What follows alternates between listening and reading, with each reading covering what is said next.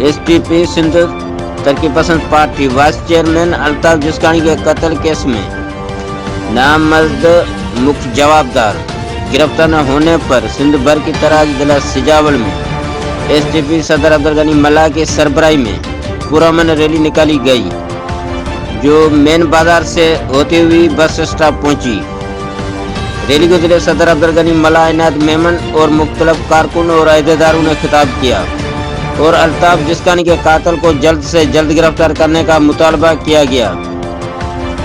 Really mean bus stop پر پہنچنے سے road block ہو گیا، ٹریفک معطل رہی۔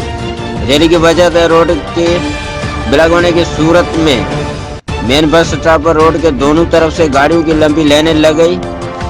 ریلی کو خطاب کرتے ہوئے کارکن اور عہدیداروں نے کہا کہ الطاف جسکانی کے قاتل کو فوراً گرفتار کیا جائے ورنہ احتجاج کا سلسلہ جاری رہے گا۔ غلام مصطفیٰ ظہور، bureau chief, city one news, Sajawal.